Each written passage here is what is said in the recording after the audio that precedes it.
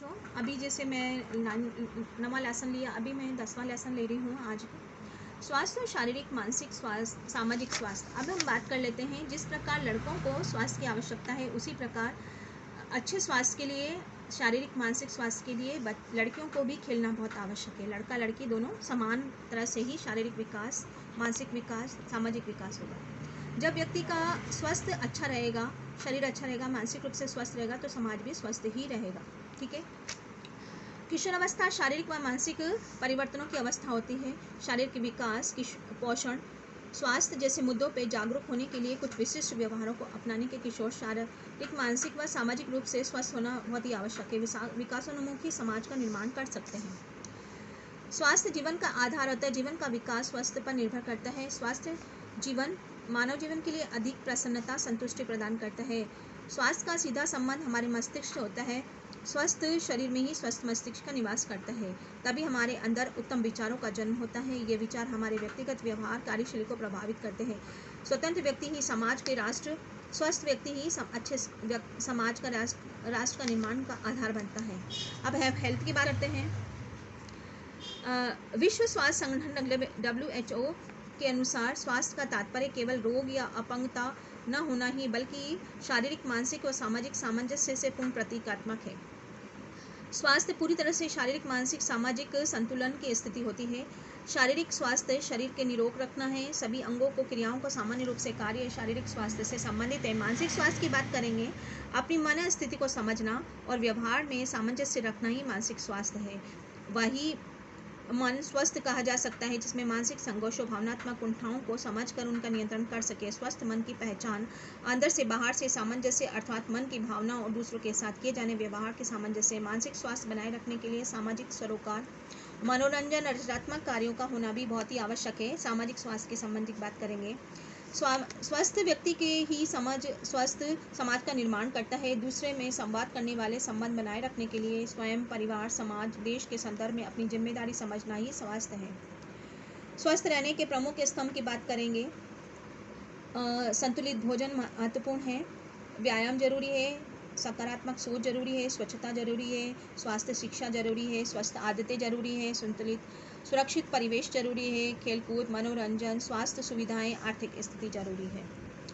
स्वस्थ रहने के प्रमुख स्तंभ की बात करेंगे। आज के किशोर की कल के नागरिक होते हैं, अतः स्वयं को स्वस्थ रखने के लिए, स्वस्थ समाज, स्वस्थ निर्माण के लिए किशोर की जिम्मेदारी है। स्वस्थ रहने के लिए प्रमुख स्तंभों के निम्न चित्र में दर्शाया गया, जो मैंने आप लोगों को बता दिया है।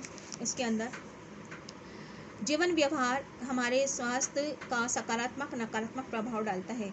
समुचित पोषण, आहार विहार, व्यायाम, अभ्यास और अच्छी स्वास्थ्यता संबंधी आदतें होती हैं, कर सकते हैं, स्वास्थ्य का वर्णन कर सकते हैं। सुखद व निरोगी जीवन के लिए इसी प्रकार के हमारा जीवन व्यवहार सामंजस्यपूर्ण नहीं रहेगा तो खान पान, रहन सहन के आदि अनियमितता रहेगी तो हमारा जीवन रोगी और ग्रस्त हो जाएगा, रोगग्रस्त हो सकता है। अच्छे स्वास्थ्य के लिए महत्व की बात करेंगे।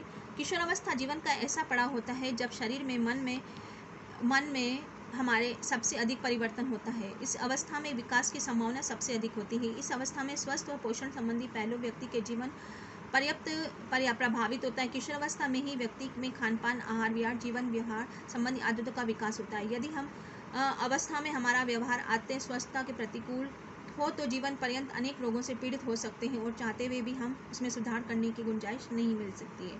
इसी प्रकार यदि हम अवस्था से अच्छी आदतें, जीवन व्यवहार अपनाएंगे तो हमारा जीवन दीर्घायु, स्वस्थ और सुखद रह सकता है। किशोरावस्था स्वास्थ्य के लिए विपरीत प्रभाव का जीवन व्यवहार, दुख, चिंता, असफलता, जीवन के साथ चलने वाली आवश्यक पहलू उन्हें अपने स्वभाव, स्वस्थ स्वरूप बनाए रखने के लिए मानसिक स्वास्थ्य का खराब कर देता है। अनियमित भोजन, अपर्याप्त भोजन, असंतुलित भोजन, अपर्याप्त नींद, असमय नींद, दुर्व्यसन, आलस आदि के लिए प्रभावित होने अनेक कारण इसमें पनप सकते हैं। अपने व्यक्तिगत स्वार्थ हेतु ऐसा व्यवहार जो परिवार, समाज के दूसरे लोगों को प्रभावित करता है। झूठ जैसे कि छल, कपट, धोखा, छेड़छाड़, हिंसक व्यवहार शारीरिक, मानसिक स्वास्थ्य को प्रभावित करने के साथ साथ समाज के स्वास्थ्य को भी बिगाड़ता है।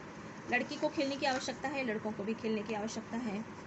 किशोरावस्था में अच्छे स्वास्थ्य हेतु सकारात्मक व्यवहार, प्रसन्नता, खुश रहना, अपने व्यवहार से दूसरों को प्रसन्न रखना, आशावान, सकारात्मक सोच मानसिक स्वास्थ्य को विकसित करने के आदर्श होते हैं। व्यक्तिगत स्वच्छता, पूरक संपूर्ण पोषण, निर्धारित निश्चित जीवन शैली के लिए दुर्व्यसनों को दूर रखने के लिए शारीरिक रूप से स्वस्थ रहना भी आवश्यक रहता है। आपसी सद्व्यवहार, सहयोग, भाईचारा, शांति, सहकार, सहनशीलता, सहिष्णुता सामाजिक स्वास्थ्य के लिए बढ़ावा देते हैं। अब महत्वपूर्ण बिंदु की बात कर लेते हैं। स्वास्थ्य पूरी तरह से शारीरिक, मानसिक, सामाजिक संतुलन की स्थिति को कह सकते हैं। व्यक्ति का स्वास्थ्य और उसके खान पान, आर्थिक स्थिति, परिवार, शिक्षा, आदत, व्यवहार, व्यक्तिगत स्वच्छता आदि को भी प्रभावित करता है। ये जरूरी है कि हम स्वस्थ रहने के महत्व को पहचानें और आदतों में अपनाएं, जानें और समझें और करें। अच्छे स्वास्थ्य से आप क्या समझते हैं? आप एक अच्छे स्वास्थ्य के कौन कौन से लक्षण देख पाते हैं? इसमें प्रश्न आ रहा है, आप मनपसंद कपड़े पहनने में आपका आत्मविश्वास बढ़ता है? हाँ नहीं जवाब देना है। क्या घबराहट में आप बहुत जल्दी असंतुलित हो जाते हैं? आपको जवाब देना है।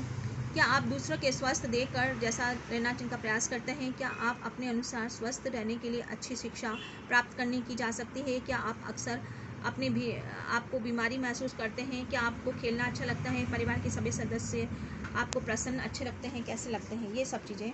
अब हम बात करेंगे, शरीर को रोगी और दुर्बल रखने से समान कोई पाप नहीं है। लोकमान्य तिलक। दूसरा हित कोई नहीं करेगा, स्वयं अपने हित की रक्षा करना सीखें। सुकरात। ये कितनी अच्छी बात है।